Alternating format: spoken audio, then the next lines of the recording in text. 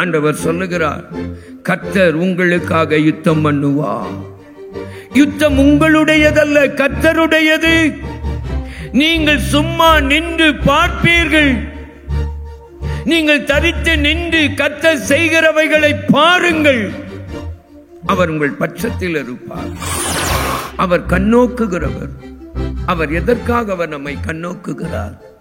அவருடைய கண்கள் எதற்காக நம்மை வைக்கப்பட்டிருக்கிறது? வலது பக்கம் நீ சாய்ந்து விடக்கூடாது, இடது பக்கம் நீ சாய்ந்து விடக்கூடாது.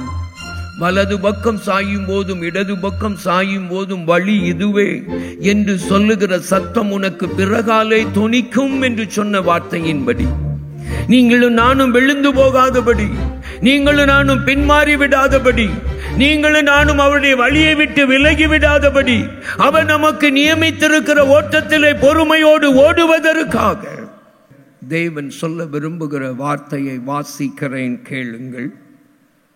எசேக்கியேல் தீர்க்கதரிசன புத்தகம் 36ஆம் அதிகாரம் 9வது வசனத்தை வாசிக்கிறேன், கவனியுங்கள். இதோ நான் உங்கள் பட்சத்திலிருந்து உங்களை கண்ணோக்குவேன். நீங்கள் பண்படுத்தப்பட்டு விதைக்கப்படுவீர்கள். நீங்கள் பண்படுத்தப்பட்டு விதைக்கப்படுவீர்கள். தேவன் இந்த ஆண்டில் நமக்காக கொடுத்த வாக்குத்தத்த வசனம் இது. இந்த வசனம் தேவன் நமக்கு என்ன செய்கிறார் என்கிறதை நமக்கு இது விளக்கி சொல்லுகிறதை காண முடிகிறது. முதலாவது, அவர் நம் பட்சத்தில் இருப்பாராம். இரண்டாவது, அவர் நம்மை கண்ணோக்குவாராம். மூன்றாவது, அவர் நம்மை உருவாக்கும் விதமாய் பண்படுத்துவாராம். நான்காவது, அவர் நம்மை ஆசீர்வாதமாக்கும் விதமாய், நம்மை ஆசீர்வதிக்கும் விதமாய் விதைப்பார் என்று வேதம் சொல்லுகிறது. ஆண்டவர் இந்த வசனத்தில் இந்த 4 காரியங்களை அவர் சொல்லுகிறார். இந்த நாளிலே உங்கள் மத்தியிலே ஒரு பகுதியை வைக்க விரும்புகிறேன். விதைக்கப்படுவீர்கள். ஒரு நிமிஷம் கண்களை மூடி அன்பு ஆண்டவருடைய முகத்தை நோக்கி பார்க்கலாம். அன்பின் பரம தகப்பனே, உம்மை நன்றியோடு நோக்கி பார்க்கிறோம். எங்கள் தேவன் எங்களோடு பேசுகிறவர், உமக்கு நன்றி. இயேசுவின் மூலம் வேண்டிக் கொள்கிறோம் பிதாவே, ஆமென். இதன் மற்ற 3 பகுதிகளை நாம் கடந்த நாட்களிலே தியானித்திருக்கிறோம். இந்த வார்த்தையை நான் இந்த விதைக்கப்படுவீர்கள் என்கிற வார்த்தையை ஆண்டவர் இந்த வாக்குத்தத்தம் கொடுத்த நாட்களில் இருந்து தியானித்துக் கொண்டிருந்தேன்.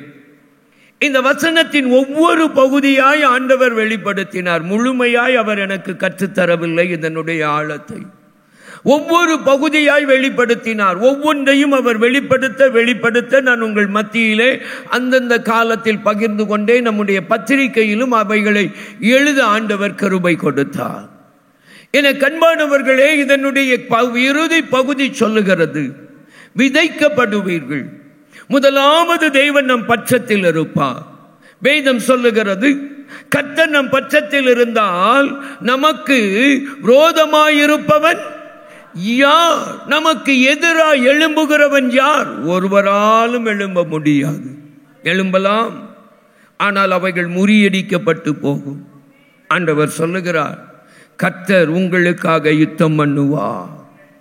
யுத்தம் உங்களுடையதல்ல, கர்த்தருடையது. நீங்கள் சும்மா நின்று பார்ப்பீர்கள். நீங்கள் தரித்து நின்று கர்த்தர் செய்கிறவைகளை பாருங்கள். அவர் உங்கள் பட்சத்தில் இருப்பார். இரண்டாவது, அவர் கண்ணோக்குகிறவர். அவர் கண்ணோக்குகிறவர். அவர் எதற்காக அவர் நம்மை கண்ணோக்குகிறார்? அவருடைய கண்கள் எதற்காக நம்மை வைக்கப்பட்டிருக்கிறது? வலது பக்கம் நீ சாய்ந்து விடக்கூடாது, இடது பக்கம் நீ சாய்ந்து விடக்கூடாது. வலது பக்கம் சாயும் போதும் இடது பக்கம் சாயும் போதும் வழி இதுவே என்று சொல்லுகிற சத்தம் உனக்கு பிறகாலே தொனிக்கும் என்று சொன்ன வார்த்தையின்படி நீங்களும் நானும் விழுந்து போகாதபடி, நீங்களும் நானும் பின்மாறி விடாதபடி, நீங்களும் நானும் அவருடைய வழியை விட்டு விலகி விடாதபடி அவர் நமக்கு நியமித்திருக்கிற ஓட்டத்திலே பொறுமையோடு ஓடுவதற்காக ஆண்டவர் நம்மை கண்ணோக்குகிறார். அவர் நம்மை பண்படுத்துகிறார். எதற்காக? நாம் அவருடைய தோட்டமாய், அவர் விரும்புகிற கனிகளை கொடுக்கிற தோட்டமாய், அவர் விரும்புகிற கனிகளை, பழைய கனிகள் மட்டுமல்ல, புதிய கனிகளும் நிறைந்திருக்க வேண்டும். கனி மட்டுமல்ல, மிகுந்த கனி கொடுக்கிறவர்களாயிருக்க வேண்டும். மிகுந்த கனி மட்டுமல்ல, நிலைத்திருக்கிற கனிகளை கொடுக்கிறவர்களாயிருக்க வேண்டும். அதற்காக அவர் நம்மை பண்படுத்துகிறார். என கண்பானவர்களே, அவர் ஏன் அவர் நமக்கு விதைக்கிறார்? என கண்பானவர்களே, இங்கே ஆண்டவர் நம்மை எப்படி பார்க்கிறார்? ஒரு விதையாக பார்க்கிறார். ஆண்டவர் உங்களையும் என்னையும் அவர் எப்படி பார்க்கிறார்? அவருடைய கரத்தில் உள்ள ஒரு விதை. வேதம் சொல்லுகிறது, விதைக்கிற ஒருவன் விதைக்க புறப்பட்டான். என கண்பானவர்களே, விதைக்கிற ஒருவன் விதைக்க புறப்பட்டான் என்று வேதம் சொல்லுகிறது. என கண்பான தேவனுடைய பிள்ளையே, நீங்களும் நானும் தேவனுடைய கரத்திலே விதைகளாயிருக்கிறோம். நீங்களும் நானும் தேவன் தம்முடைய கரத்திலே ஏந்தி இருக்கிற விதைகள். விதைக்கிற மனுஷன் எப்படி புறப்படுவானா? அள்ளி தூவுகிற விதையை சுமந்து கொண்டு செல்லுகிற மனுஷன் எப்படி செல்வானாம்? கண்ணீரோடே கூட, கண்ணீரோடே கூட. அவன் இந்த விதையை சுமந்து கொண்டு செல்லும் பொழுது அவன் சும்மா புறப்பட்டு போகிறதில்லை. அவனுடைய கண்களிலே ஒரு கண்ணீர். அது என்ன கண்ணீர்? நான் இந்த விதையை விதைக்க போகிறேன், இந்த விதை பலன் தர வேண்டும். வேதத்தில் ஏசாயா 5ஆம் அதிகாரத்தில் நேசருக்கு ஒரு தோட்டம் உண்டு என்று அந்த தோட்டத்தை குறித்து வேதம் சொல்லுகிறது. அந்த தோட்டத்தின் சுற்றிலும் உள்ள எல்லையை அவர் சுத்தப்படுத்தினாராம். அதன் கற்களை பொறுக்கினாராம். அதை அவர் பண்படுத்தினாராம். சுற்றிலும் வேலி அடைத்தாராம். வேலி அடைத்து நற்குலமான திராட்சை செடிகளை அதிலே நட்டாராம். அது நல்ல கனி தரும் என்று காத்திருந்தார். அது என்ன கனி தந்தது? கசப்பான கனிகளை தந்தது என்று ஏசாயா 5ஆம் அதிகாரம் சொல்லுகிறது. ஏன்? நீ விதையை சுமக்கிற மனிதனுடைய கண்களிலே கண்ணீர். நான் நடப்போகிறது நற்குல திராட்சை செடி, ஆனால் அது கொடுக்க போகிற கனி எப்படி இருக்கும்? என் தேவனுடைய கண்களிலே கண்ணீர் சிந்துவது. விதைக்கிற என் தேவன், விதைக்கிற என் கர்த்தர் விதையை கையில் ஏந்தி கொண்டு, விதையாகிய உங்களையும் என்னையும் தம்முடைய கையிலே ஏந்தி கொண்டு அவர் சிந்துகிற கண்ணீர் எதற்கு தெரியுமா? ஒரு எதிர்பார்ப்பின் கண்ணீர். அவருடைய கண்களில் இருந்து வடிகிற கண்ணீர் ஒரு எதிர்பார்ப்பின் கண்ணீர். அது என்ன கண்ணீர்? நான் நடப்போகிற, நான் விதைக்க போகிற இந்த விதை, நான் நற்குலமானதை தான் தெரிந்தெடுத்திருக்கிறேன். ஆனால் இது எப்படிப்பட்ட கனி கொடுக்க போகிறது? இது கசப்பான கனியை தரப்போகிறதா? இது கொடுக்க போகிற கனி கசப்பானதா இருக்க போகிறதா, அல்லது நன்மையானதா இருக்க போகிறதா, அது இனிமையானதா இருக்க போகிறதா? இதே காரியத்தை தான் எரேமியா தீர்க்கதரிசன புத்தகத்திலும் காண முடிகிறது.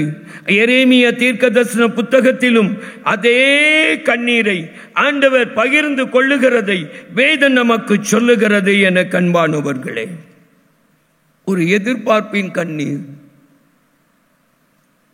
என கண்பானவர்களே, இரண்டாவது பிரயாசத்தின் கண்ணீர். விதைக்கிறவனுடைய கண்களில் இருந்து வடிகிறது என்ன? பிரயாசத்தின் கண்ணீர். ஒரு விதையை ஆயத்தப்படுத்துவது என்பது சாதாரணமானதல்ல. வீட்டில் இருக்கிற தானியம் வேற, விதை தானியம் வேற. விதைக்காக அது தெரிந்தெடுக்கப்படுகிறது. அது விதை தானியம் என்பது தனித்து எடுத்து தெரிந்தெடுக்கப்படுகிறது. இதை விதைக்க வேண்டும், இதை விதைக்க முடியாது. பிரித்தெடுக்கப்படுகிறது. நீங்கள் விதை என்று சொன்னால், என் தேவன் உங்களை பிரித்தெடுப்பதற்கு அவர் பட்ட பிரயாசம் எவ்வளவு தெரியுமா? அவர் உங்களை பிரித்தெடுப்பதற்கு அவர் பட்ட பிரயாசம் எவ்வளவு தெரியுமா? அந்த பிரயாசத்தின் நிமித்தம் அந்த கண்ணீர். என கண்பானவர்களே, ஆண்டவருடைய கரத்தில் எப்படி இருக்கிறீர்கள்? விதைக்கிறவர் ஆகிய என் தேவனுடைய கரத்தில் நீங்கள் எப்படி இருக்கிறீர்கள்? அவர் கண்ணீரோடு உங்களை சுமந்து கொண்டிருக்கிறார். அவருடைய கண்ணீருக்கு பலன் கொடுக்கிறவர்களாய் நீங்களும் நானும் மாற வேண்டும். அவருடைய கண்ணீருக்கு பலன் கொடுக்கிறவர்களாய் நீங்களும் நானும் மாற வேண்டும். அதை தேவன் எதிர்பார்க்கிறார். எதிர்பார்ப்பின் கண்ணீர், பிரயாசத்தின் கண்ணீர், அதன் பலனை அனுபவிக்க வேண்டுமே, பலன் பெருக வேண்டுமே. என் ஆண்டவர் யார்? விதைக்கிறவனுக்கு விதையையும் புசிக்கிறவனுக்கு ஆகாரத்தையும் கொடுக்கிறவர். விதைக்கிறவனுக்கு விதையையும் புசிக்கிறவனுக்கு ஆகாரத்தையும் கொடுக்கிறவர். எப்படி அவர் ஆகாரத்தை கொடுக்கிறார்? இந்த விதை விதைக்கப்படுவது நிமித்தம், ஆசீர்வாதமாய் மாறுவது நிமித்தம் அவரிடத்தில் இன்னொரு எதிர்பார்ப்பு இருக்கிறது. இது நற்குலமாய் இருப்பது மட்டுமல்ல, இது மற்றவர்களுடைய தேவைகளை சந்திக்கிற, மற்றவர்களுக்கு ஆசீர்வாதமாய் இருக்கிற. ஆபிரகாமை தேவன் தெரிந்து கொள்ளும் பொழுது ஆபிரகாமை பார்த்து ஆண்டவர் சொன்னது இதுதான்: நீ ஆசீர்வாதமாய் இருப்பாய், நீ ஆசீர்வதிக்கப்படுவாய் அல்ல, நீ ஆசீர்வாதமாய் இருப்பாய். Thou shall be a blessing. நீயே மற்றவர்களுக்கு ஆசீர்வாதமாய் மாறுவாய். அவர் ஒரு திட்டத்தோடு தான் கையில் விதைய வைத்திருக்கிறார். நோக்கம் இல்லாமல் அவர் கையில் விதை வைக்கல. அது என்ன நோக்கம்? நீங்களும் நானும் ஆசீர்வதிக்கப்படுவது மட்டுமல்ல, மற்றவர்களுக்கு ஆசீர்வாதமாய், புசிக்கிறவனுக்கு ஆகாரமாய், உங்களிடத்திலிருந்து புசிக்கிறவனுக்கு ஆகாரம் புறப்பட வேண்டுமே.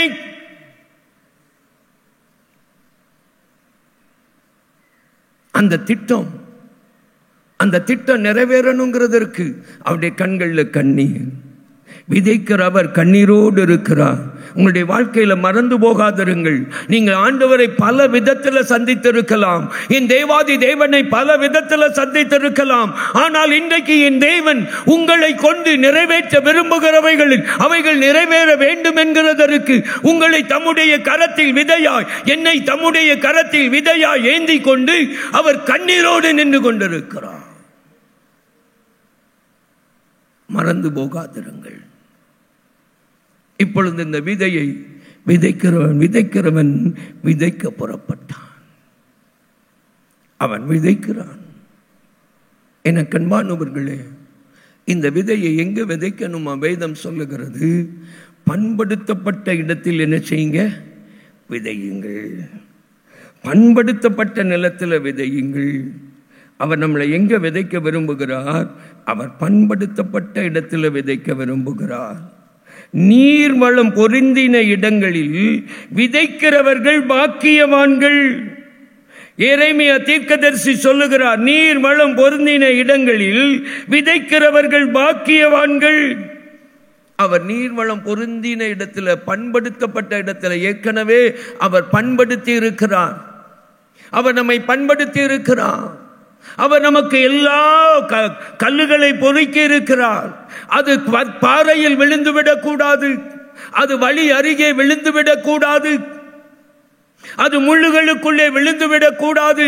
ஆகையினால் தான் அவர் வேலி அடைத்து கற்களை பொறுக்கி நிலத்தை பண்படுத்தி அவர் விதைப்பதற்கு இடத்தை அவர் ஆயத்தப்படுத்தி இருக்கிறார்.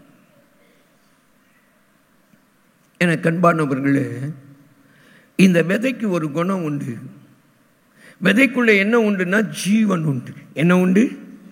ஜீவன் உண்டு. விதைக்குள்ள ஜீவன் உண்டு. மறந்துடாதீங்க. இந்த பிரமிடு, எகிப்திய பிரமிடு இருக்கு பாருங்க, இதை ஆராய்ந்தார்கள். ஆராய்ந்த போது ஒரு குழுவினர் ஆராய்ந்த பொழுது, அந்த பிரமிடுகளை ஆராய்ந்த போது அந்த பிரமிடுக்குள்ள இருந்த சரீரங்களை பார்த்தா ஏராளமான சரீரங்கள் இருந்தது.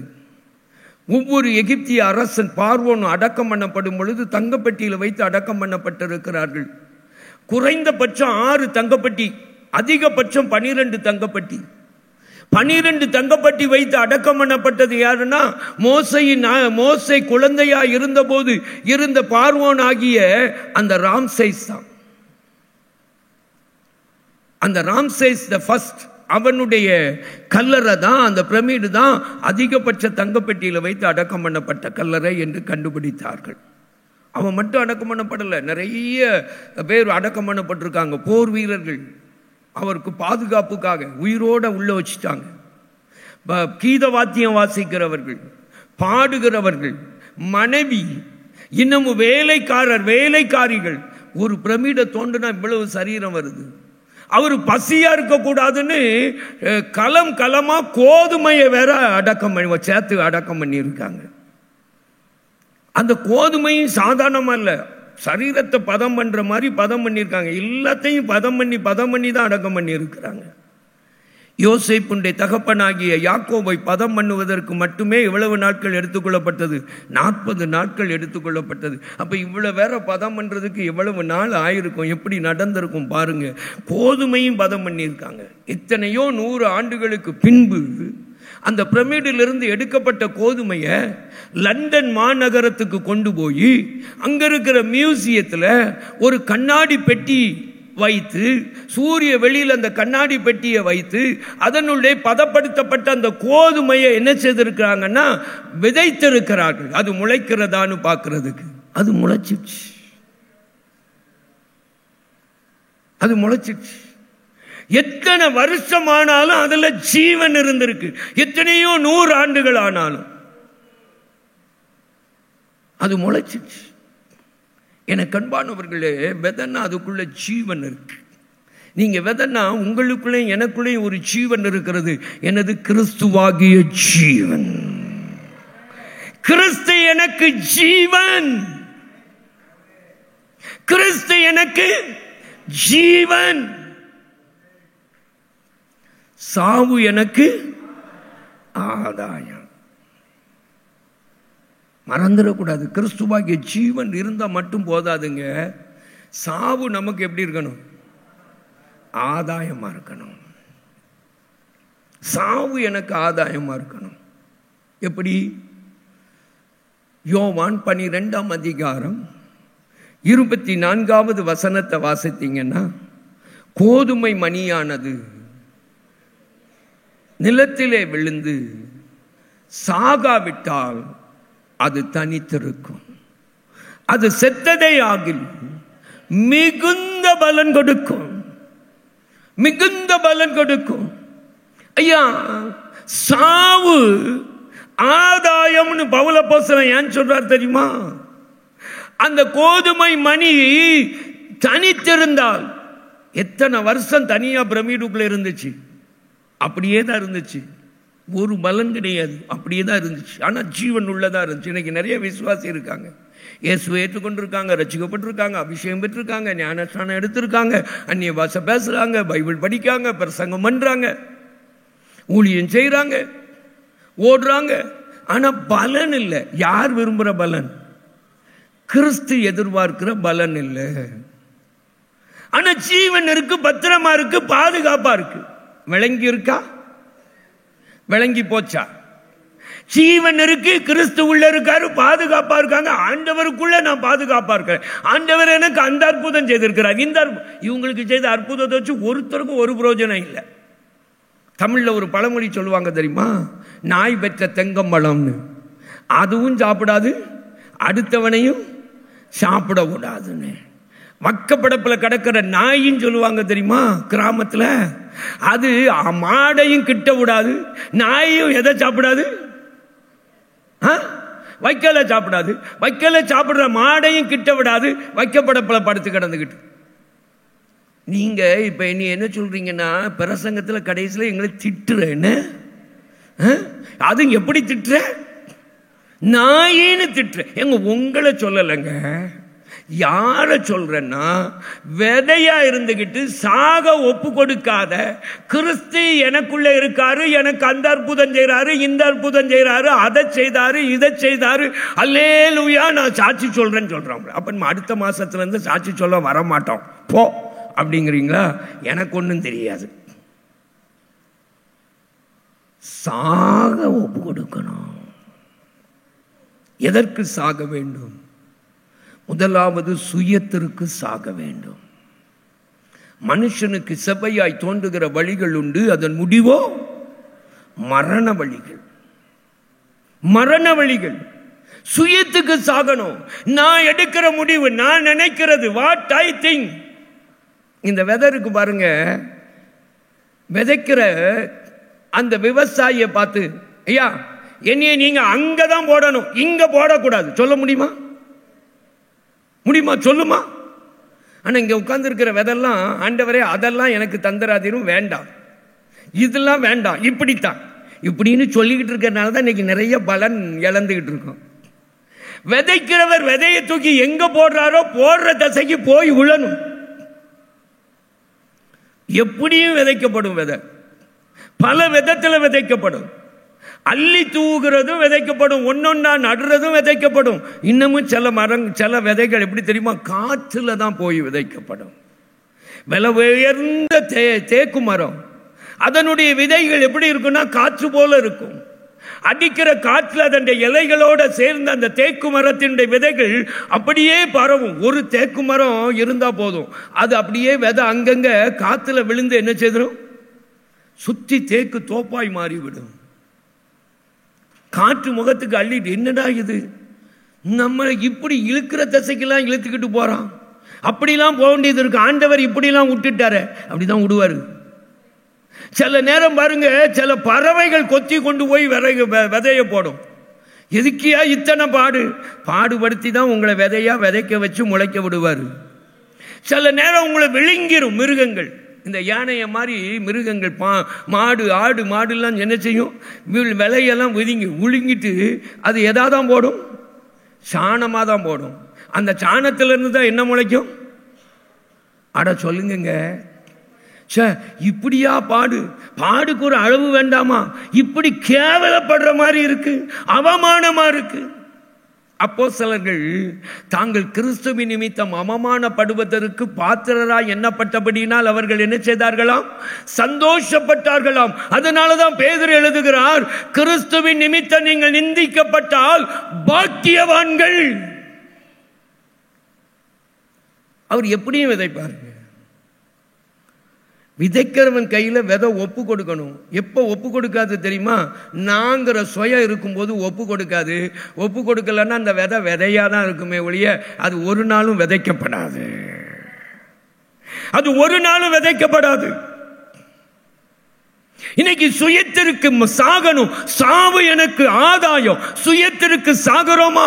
என் சொந்த வழி. நான் சொல்றத ஒருத்தரும் கேட்க மாட்டேங்காங்க.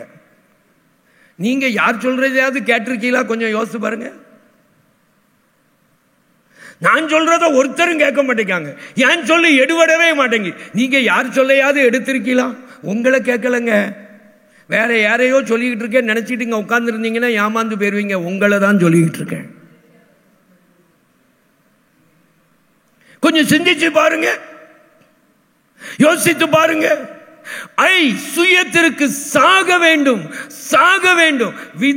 விதைக்கிறவன் கையில ஒப்பு கொடுக்கணும். ஆண்டவர் உங்களை எந்த எல்லையில ஒப்பு கொடுக்கிறாரோ அந்த எல்லையில நீங்க அர்ப்பணித்து நிற்கணும். இரண்டாவது, மாம்சத்துக்கு சாகணும். எதுக்கு சாகணும்? மாம்சம். மாம்சம். என கண்பானவர்களை, இந்த மாம்சமும் மனசும் விரும்புறது இருக்கு பாருங்க, ரொம்ப மோசமானது. என் மாம்சமும் மனசு விரும்புகிறது. அதனால தான் அப்போஸ்தலனாகிய பவுல் சொன்னார், நான் மாம்சத்தோடும் இரத்தத்தோடும் ஆலோசனை பண்ணாமலும் நான் அந்த பரம தரிசனத்திற்கு கீழ்ப்படியாமல் இருக்கவில்லை. நான் அதற்கு மாம்சத்தோடு இரத்தத்தோடு ஆலோசனை பண்ணல. ஏசுட்ட ஒருத்த வந்தா, உம்மை எங்கு போனாலும் பின்பற்றுவேன். அடுத்த சொல்லிட்டு சொன்னா, ஆண்டவரே எங்க அப்பா இறந்து போனாரு, நான் போய் கொஞ்சம் அடக்கம் பண்ணிட்டு வரேன். நான் போய் அடக்கம் பண்ணிட்டு வரேன். அவர் சொன்னாரு, மரித்தோர் தங்கள் மரித்தோரை அடக்கம் பண்ணட்டும், நீ என்னை பின்பற்றி வா. அப்புறம் பின்னால வந்தானா அல்லது திரும்பி போயிட்டானான்னு ஆண்டவர் எழுதல. என்ன எழுதியிருக்கலாம், ஆனா எழுதாமலே விட்டுட்டாரு. ஏன் தெரியுமா? நீங்களும் நானும் தீர்மானிக்கிறது உங்க கையில இருக்குன்னு. பின்பற்றிவான்னு சொல்லிட்டு அடுத்து சொல்றாரு, கலப்பையில் கை வைத்து விட்டு பின்னிட்டு பார்க்கிற எவனும் தேவனுடைய ராஜ்யத்திற்கு உகந்தவன் அல்ல.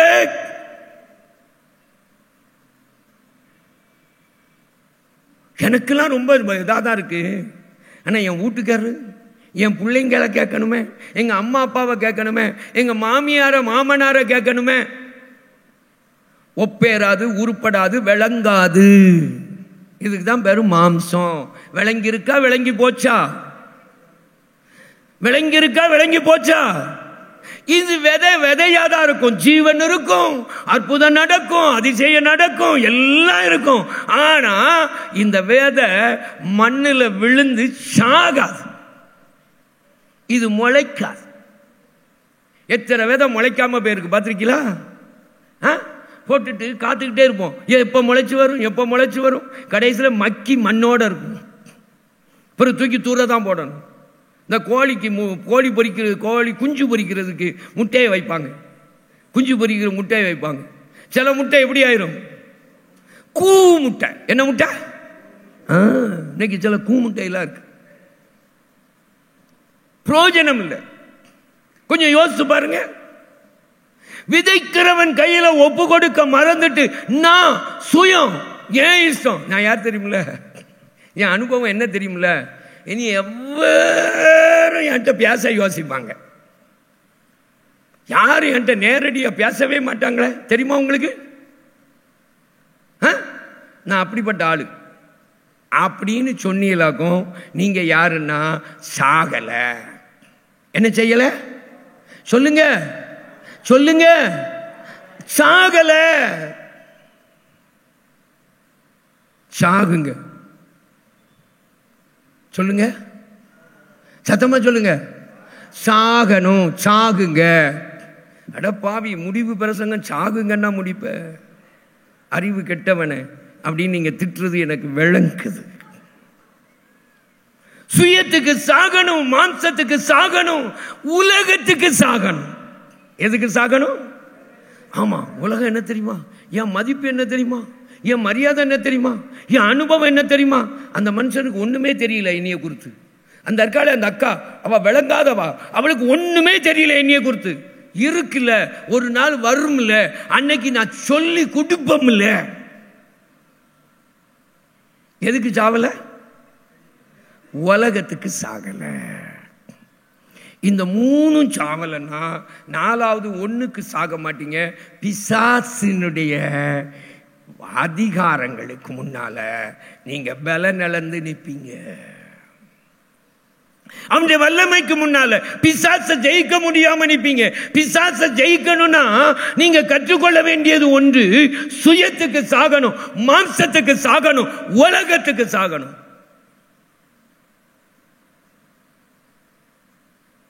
மறந்துடாதீங்க, மறந்துடாதீங்க. அது நடக்கலன்னா பிசாசுக்கு முன்னாலேயும் வெக்கப்பட்டு தான் நிற்கணும். இன்னைக்கு அநேக சத்துருவின் தந்திரங்கள்ல சிக்கி தரிசனங்களையும் ஊழியங்களையும் இழந்து, அழைப்பை இழந்து, தேவன் தெரிந்து கொண்ட நோக்கத்தை இழந்து போகிறதற்கு காரணம் சுயத்துக்கு சாகல, மாம்சத்துக்கு சாகல, உலகத்துக்கு. உலகத்தின் பெருமை, உலகத்தின் மேட்டிமை, உலகத்தின் காரியம். வேதம் சொல்லுது, எல்லாரும் அவங்க அவங்கள மற்றவர்களிலும் மேன்மையாய் என்ன கடவீர்கள். எப்படி எப்படி என்னணும்? நம்மள உட்கார்ந்து இருக்கிற அவ்வளவு காட்டிலும் பெரிய ஆளுன்னு நினைக்கணும்னு வேதம் சொல்லுது. அப்படித்தானே சொல்லுது வேதம். என்ன சொல்லுதுன்னா, யோவான் சொன்னாரு, நான் பெருகவும் கிறிஸ்து சிறுகவும் சொல்லுது. அப்படித்தானே?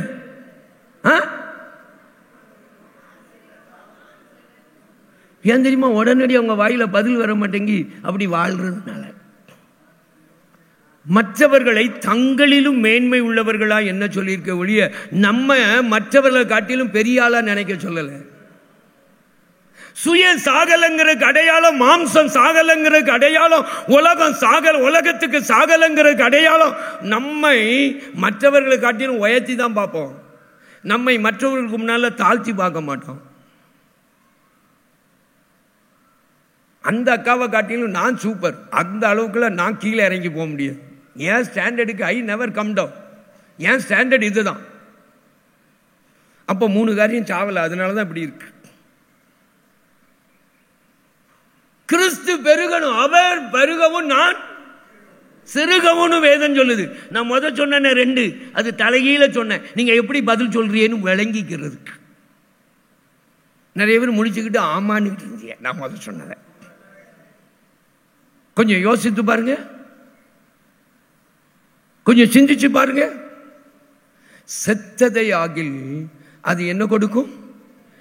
மிகுந்த பலன் கொடுக்கும். அது கொடுக்கிற பலன் எப்படி இருக்குமா பாருங்க. வேதம் சொல்லுகிறது, 1 கொரிந்தியர் 15ஆம் அதிகாரத்திற்கு நம்முடைய வேதத்தை திருப்பி பாருங்க. 1 கொரிந்தியர் 15ஆம் அதிகாரத்தில் அங்கே வேதம் சொல்லுகிறது 36வது வசனம், புத்தியீனனே. யாரு புத்தியீனன்? சுயத்திற்கு சாக கொடுக்காதவன், உலகத்திற்கு சாக கொடுக்காதவன், மாம்சத்திற்கு சாக கொடுக்காதவன் புத்தியீனன். புத்தியீனனே, நீ விதைக்கிற விதை செத்தால் ஒழிய உயிர்க்க மாட்டாதே. எங்க செத்தாதான் அதுக்குள்ள திரும்ப என்ன வரும்? உயிர்ப்பிப்பு வரும். அது வரை வெறும் ஜீவன் தான் இருக்கும். ஆனா அந்த உயிர் மீட்சி, அந்த எழுப்புதல், அந்த வெடித்து கிளம்புதல், உயிர்ப்பித்தல்ங்கிறதுக்கு அர்த்தம் என்ன தெரியுமா? It is bursting. அது வெடித்து கிளம்புதல்.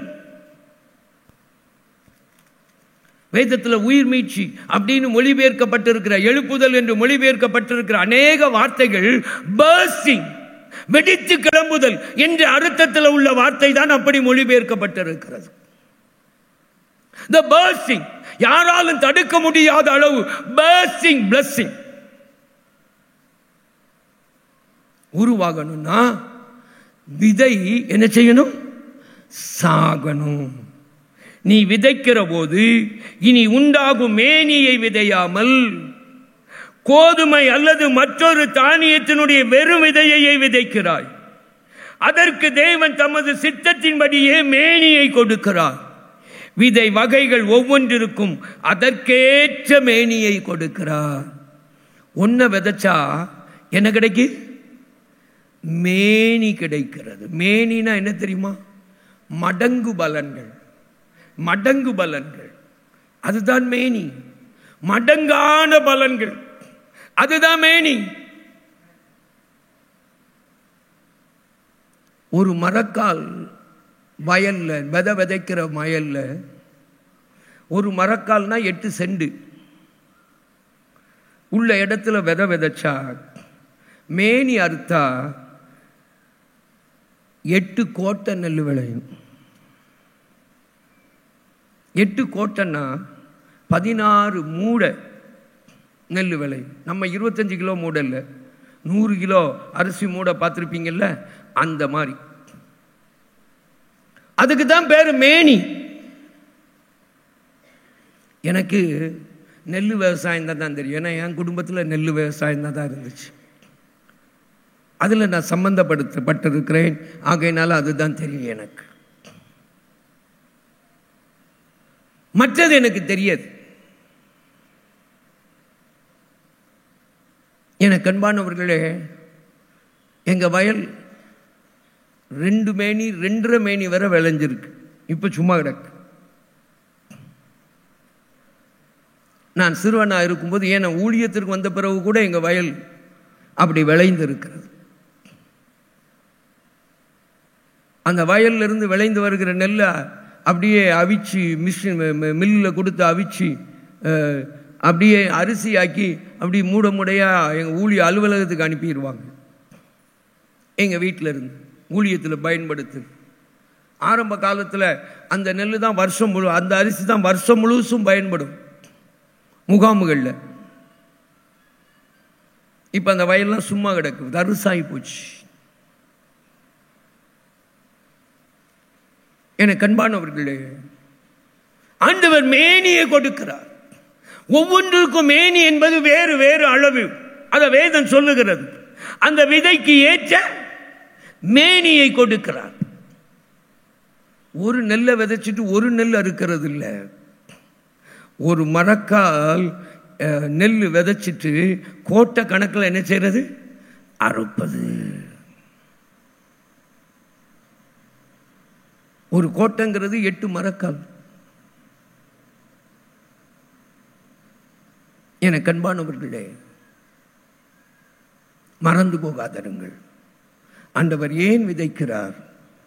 நீங்க மட்டும் ஆசீர்வதிக்கப்படுவதற்கல்ல, நீங்களும் ஆசீர்வதிக்கப்பட்டு மற்றவர்களும் ஆசீர்வதிக்கப்படுவதற்கு அதற்கு என்ன செய்ய வேண்டும்?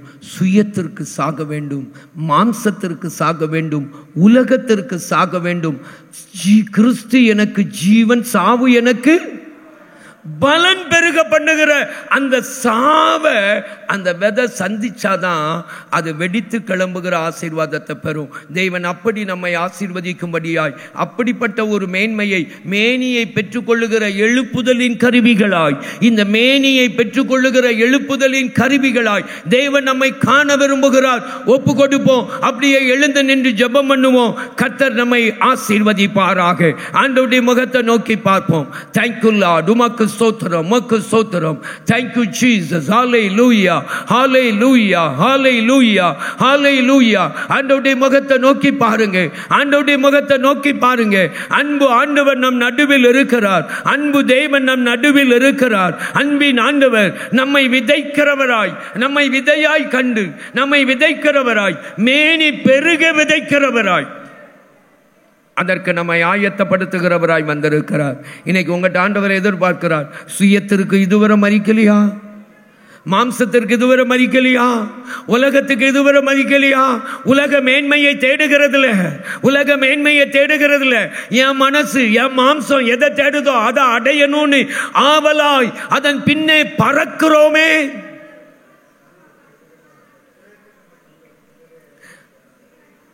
தகவலான் குருவியை போல, அடைக்கலான் குருவியை போல அலைந்து தெரிகிறோமே. அதை விட்டு வெளியே வந்திருக்கிறோமா? தேவ சித்தத்திற்கு ஒப்பு கொடுத்து தேவனுடைய பவர் உங்களை உயர்த்தும்படி அவருடைய பலத்த கரத்திற்குள் அடங்கி இருக்க ஒப்பு கொடுக்கிறோமா? சாக ஒப்பு கொடுத்து, சாக ஒப்பு கொடுத்து விதைக்கப்பட ஒப்பு கொடுக்கிறோமா? ஒப்பு கொடுங்க பார்ப்போம். ஆண்டவர் உங்களை ஆசீர்வதிப்பது மட்டுமல்ல, ஆசீர்வாதமாய் மாற்ற விரும்புகிறார். அவர் உங்களை ஆசீர்வதிப்பது மட்டுமல்ல, அநேகருக்கு ஆசீர்வாதமாய், வெடித்து கிளம்பும் ஆசீர்வாதமாய், the bursting blessing, the bursting blessing, வெடித்து கிளம்பும் ஆசீர்வாதமாய் கர்த்தர் உங்களை மாற்ற விரும்புகிறார். ஒரு எழுப்புதல், ஒரு எழுப்புதல் இந்த தேசத்தை பற்றி பிடிக்க, உங்க கிராமத்தை பற்றி பிடிக்க, உங்க குடும்பத்தை பற்றி பிடிக்க, நீங்கள் இருக்கிற எல்லையை பற்றி பிடிக்க தேவன் உங்களை பயன்படுத்த விரும்புகிறார். தெய்வ பிள்ளையே, தனித்தனியா தனித்தனியா தனித்தனியா உங்களை ஒப்பு கொடுங்க, ஒப்பு கொடுங்க, அர்ப்பணிங்க. ஏ மாமா மாமா மாமா மாமா ஓலார் இப்படி அர்ப்பணிப்பீங்கன்னா முதிர் வயதிலும் கனி தந்து புஷ்டியாயிருப்பீங்க. முதிர் வயதிலும் கனி தந்து புஷ்டியாயிருப்பீர்கள். கீழே வேர் பற்றி மேலே கனி கொடுப்பீர்கள். ஏமன். யாக்கோபு பூத்து காய்த்து உலகத்தை தன் பலனால் நிரப்பும் நாட்கள் வரும். அந்த நாட்கள் இந்த நாட்கள். யாக்கோபே, நீ பூத்து காய்த்து உன் பலனால் உலகத்தை நிரப்புகிற நாட்கள் இது. விதையாய் தேவன் தெரிந்து கொண்டிருக்கிறார்.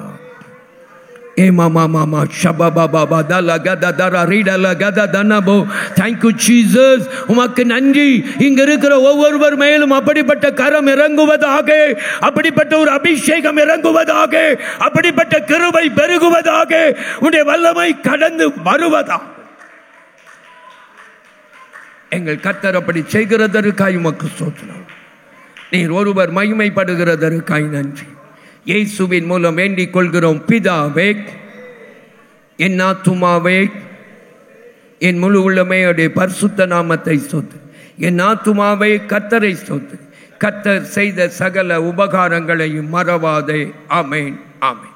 அன்பானவர்களே, உங்கள் ஜெப தேவைகளுக்கும் மேலதிக விவரங்களுக்கும் தொடர்பு கொள்ள வேண்டிய எங்கள் முகவரி: சகோதரர் பி.